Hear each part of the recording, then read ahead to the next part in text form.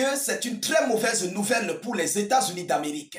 Les Houthis du Yémen viennent d'annoncer une riposte contre tous les navires de Washington du côté de la mer Rouge. Alors, ces gens n'ont pas encore compris. Oui, Washington n'a pas encore compris. Et ce qui va se réaliser, je l'avais dit ici, que les Houthis vont prendre toute la mer Rouge pour une riposte contre Washington si les États-Unis d'Amérique s'engagent du côté d'Israël contre l'Iran et pour frapper sur le sol iranien. Alors, chers dames, chers messieurs, il s'agit du porte-parole Houthi qui est sorti de son silence, M. Yahya Saree, a fait cette annonce ces dernières heures. Et il le dit à qui veut l'entendre. C'est une mise en garde. Vous comprenez? Et vous savez que la mer Rouge est l'un des couloirs principaux de Washington, non seulement dans le domaine économique, donc dans le domaine de leur business commercial, mais aussi une position stratégique des États-Unis d'Amérique du côté de la mer Rouge. Alors, si Washington perd le Proche et le Moyen-Orient, mesdames, mesdemoiselles et messieurs, ça va jouer énormément sur les États-Unis d'Amérique, non seulement dans le domaine commercial, parce que les navires américains seront obligés de contourner la mer Rouge pour atteindre leur objectif. Donc, quittant du point A au point B, ils doivent désormais éviter la mer Rouge. Mais pas seulement les États-Unis d'Amérique, même les Occidentaux. Oui, même les Occidentaux, parce que si Washington entre dans la danse et frappe, comme ils le veulent, sur l'Iran, automatiquement, nous avons la Grande-Bretagne et tous les autres, l'Allemagne, ils vont entrer pour soutenir Washington. Donc, tout cela seront désormais restreints du côté de la mer Rouge. Alors, voyons voir en intégralité ce que les Houthis nous relaient comme information, ce que M. Yahya Saree vient d'alerter comme information sur cette mise en garde envoyée à Washington. Je vous prie, avant de continuer, mesdames, mesdemoiselles et messieurs, veuillez vous rassurer de mettre la chose qui motive. Mettez beaucoup de j'aime. Pour ceux-là qui sont nouveaux, lorsqu'on parle de la chose, ce sont les j'aime. Mettez suffisamment de j'aime. C'est ça, en fait, qui nous motive. Vous voyez, on ne se repose pas. On prend de la peine de produire des vidéos d'actualité pour que vous soyez au courant de tout ce qui se passe dans le monde. Ouais, ce que les médias otaniens ne relaient pas. Nous les relayons ici parce que nous ne dépendons pas d'eux. Nous sommes là pour un monde multipolaire. Nous voulons quitter dans ce monde unipolaire. Mesdames, mesdemoiselles et messieurs, partagez la vidéoconférence au maximum. Surtout, je remercie grandiosement YouTube. Je remercie tous ceux qui laissent des commentaires sortant du Sénégal. Je vois bien vos commentaires. Je vous dis grandiosement merci. Et du côté de Facebook aussi, je vous dis merci abondamment pour toutes les interactions, pour tous vos soutiens que vous nous apportez. Vous comprenez? C'est très important de le dire. Alors, chères dames, chers messieurs, allons-y donc dans les profondeurs de l'information. Selon ce qu'on nous dit, les Houthis du Yémen menacent d'attaquer tous les navires américains à mer Rouge si, et seulement si, les États-Unis d'Amérique frappent l'Iran. Lorsqu'ils frappent l'Iran, on parle là du site de Fordo. Ouais, ce site nucléaire. Si Washington participe, soit envoie des munitions à Israël et que Israël vienne frapper sur Fordo, automatiquement, c'est la participation des États-Unis d'Amérique. Donc, les Houthis du Yémen vont s'en prendre à tous les navires, que ce soit navire commercial, que ce soit navire militaire. Vous comprenez? Alors, il dit, je cite, il s'agit de M. Yahya Saree. Il dit, je cite, si les États-Unis prennent part à une attaque et une agression contre l'Iran aux côtés de l'ennemi israélien, les forces armées houtistes viseront tous leurs navires et bâtiments de guerre. Donc, les navires porte-avions, même les navires porte-avions, ils viseront tous leurs navires et bâtiments de guerre en mer Rouge. Tous les navires jusqu'aux bâtiments de guerre. Mesdames, mesdemoiselles et messieurs, ça c'est un défi extraordinaire. Oui, parce que c'est très coûteux pour Washington. Un bâtiment de guerre. Les navires porte-avions, c'est très coûteux. Si les États-Unis d'Amérique perdent ne serait-ce qu'un seul navire, mais c'est grave, c'est très grave. Et c'est un choc total pour M. Donald Trump. Il ne va pas s'en sortir parce que les sénateurs ne vont pas le laisser. Il y a plusieurs opposants par rapport à cette guerre. Vous comprenez? Mais Trump veut jouer au héros face à l'Iran.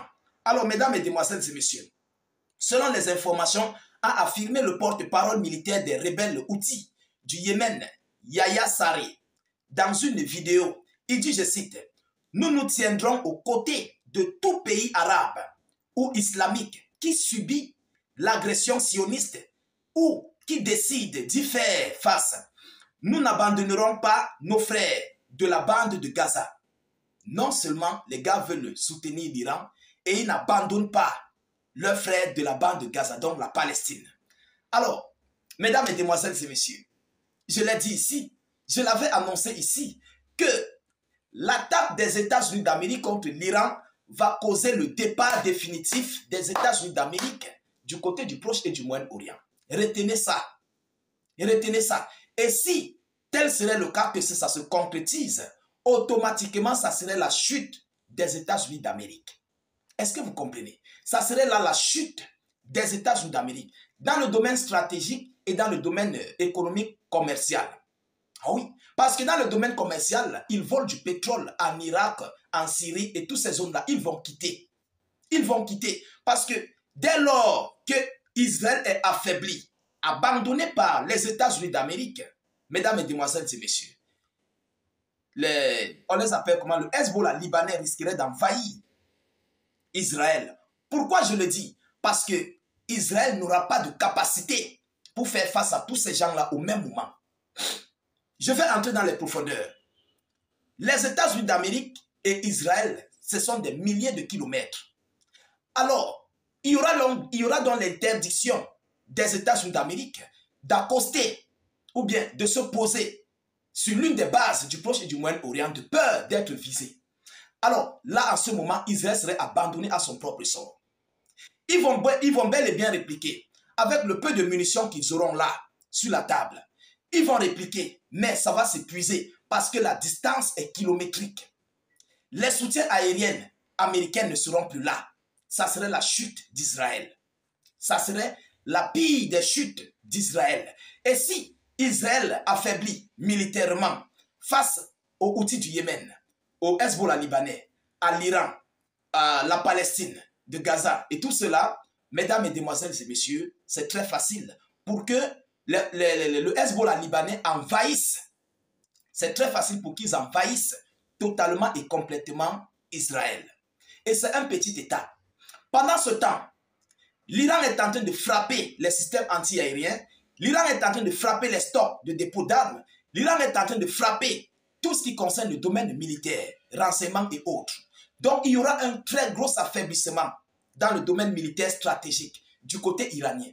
Alors, là, ça va présenter ici un affaiblissement de l'Iran face à tous ses adversaires.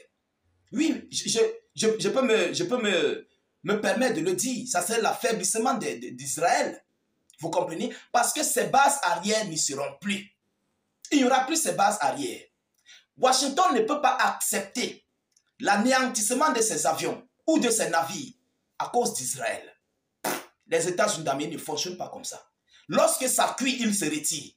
C'est ça les États-Unis d'Amérique. Quand ça cuit quelque part, non, ils se retirent le plus vite que possible. Parce qu'en ce moment, ils ne feront pas face à une seule cible. Ils feront face à des multiples cibles. Parce que non seulement ça, la Russie, la Corée du Nord et la Chine vont entrer dans la danse du côté de l'Iran. Vous comprenez? Ce sont des professionnels. Et non seulement ça, il y a les branches iraniennes, telles que les Houthis du Yémen, le Hezbollah libanais et tous les autres, qui vont entrer dans la danse.